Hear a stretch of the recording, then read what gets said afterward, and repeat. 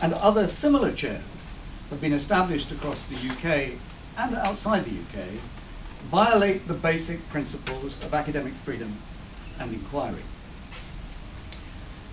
Why are these chairs, for instance, chairs of Israeli studies rather than chairs in Middle Eastern studies?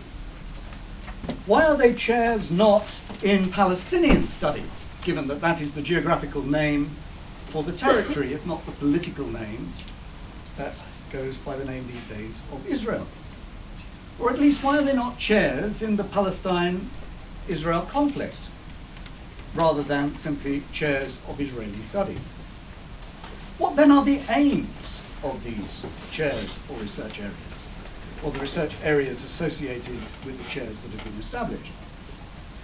And why, in the case of Sussex, is it named after this man, who may well be a hero in Israel, but is also arguably, from the outside, somebody who, dispassionately one might say, is at least open to the charge, if not guilty of the charge, of something that today would be called nefarious activities, if not literally war crimes?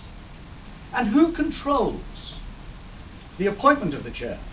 How is the chair selected?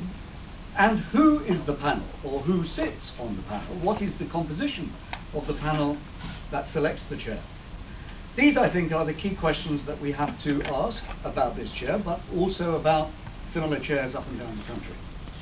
And Sussex, of course, is not alone in this, and I will come back to make reference to other such appointments that have been made. Since 2009, across the UK, there have been a number of such chairs, all of them, without exception, funded by external sources, not on the basis of funding that the university already had at its disposal.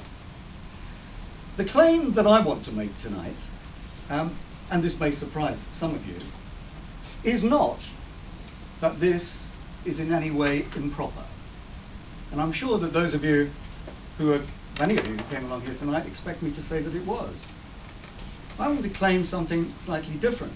I want to claim that all of the circumstantial evidence that surrounds the establishment of this chair, and that surrounds the appointment process and the aims and objects of the research centre that's associated with it, all that circumstantial evidence indicates the possibility of impropriety.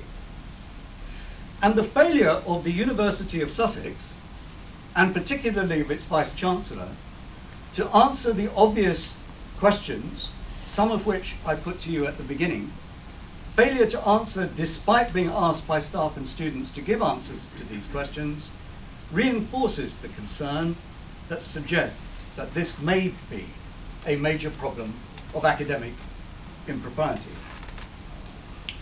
Subtending that concern